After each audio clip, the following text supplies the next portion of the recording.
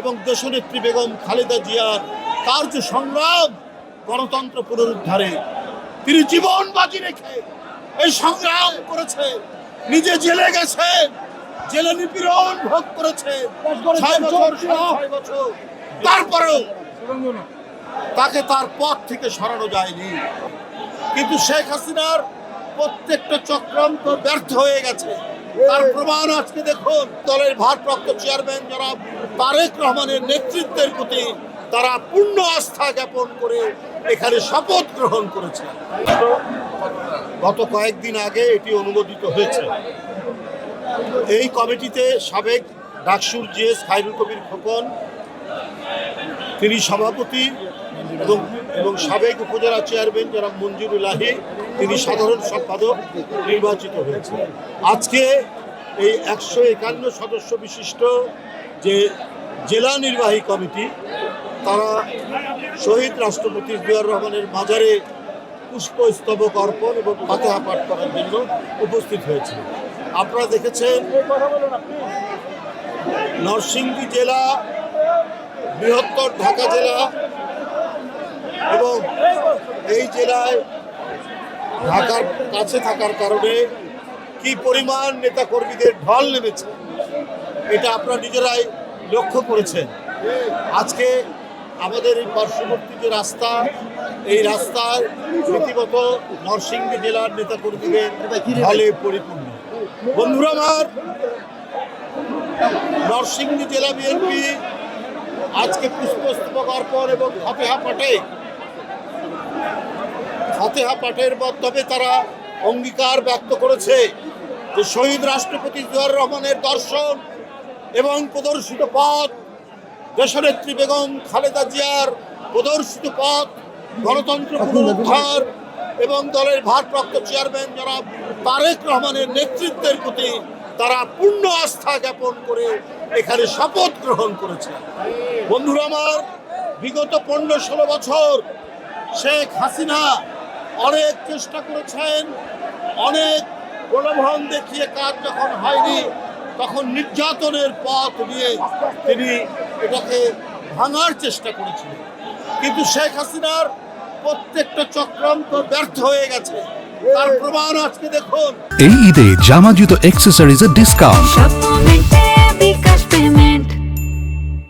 নরসিংদী জেলা থেকে এই ঢাকা শহরে কি পরিমাণ জনগণের ঢল নেমেছে।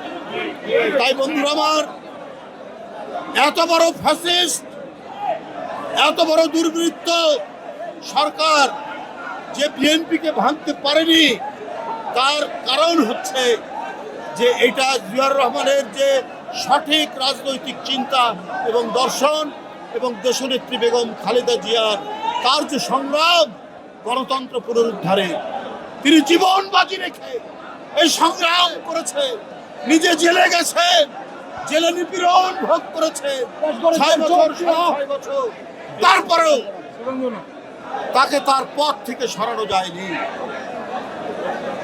ভারপ্রাপ্ত চেয়ারম্যান বেগম খালেদা জিয়া জেলে থাকার পরে যেভাবে তিনি সেই সুদূর লন্ডন থেকে নানাভাবে প্রযুক্তির মাধ্যমে জনগণকে ঐক্যবদ্ধ করে এমনভাবে প্রস্তুত করেছেন যে গত বছর জুলাই আগস্টের একটি দুনিয়া কাঁপানো আন্দোলনের মধ্যে দিয়ে শেখ হাসিনার তার যে দুঃশাসন, সেই দুঃশাসন আর টিকিয়ে রাখতে পারেনি, তাকে পালিয়ে যেতে হয়েছিল। বন্ধুরা আমার, এই পরিস্থিতির মধ্যে দিয়ে আমরা আজকে কিছুটা মুক্ত বাতাস নিতে পারছি। আমরা মনে করি এখন আমরা পূর্ণাঙ্গ গণতন্ত্রের পথে হাঁটার চেষ্টা করছি। আমাদের এখনো অবাধ সুষ্ঠু নির্বাচন আসেনি। আমাদের এখনো গণতন্ত্রকে শক্তিশালী করার জন্য যে কাজগুলো করা উচিত, যে প্রতিষ্ঠানগুলো করা উচিত, সেটা এখনো নির্মাণাধীন, পরিপূর্ণ নির্মাণ হয়নি। সুতরাং এগুলো গঠন করার জন্য আমাদের আরো কাজ করতে হবে, আমাদের আরো সংগ্রাম করতে হবে। গণতন্ত্র এমন একটি বিষয়, এটি মানুষের অন্তরের মধ্যে, মাটির মধ্যে পতিত না হলে এই গণতন্ত্রের আমরা যেই বীজ বপন করি, এর চারাগাছটি অগণতান্ত্রিক শক্তি বারবার আঘাত করে এটাকে নষ্ট করেছে। তাই আর বিলম্ব নয়, যারা গণতন্ত্রের লড়াই করেছেন, যে দলগুলো, যে রাজনৈতিক দলগুলো, বিএনপির পক্ষ থেকে বলা হয়েছে, প্রত্যেকের সাথে আলাপ আলোচনার ভিত্তিতে সরকার পরিচালিত হবে এবং সেই সরকার হবে জবাবদিহিতামূলক সরকার জনগণের কাছে।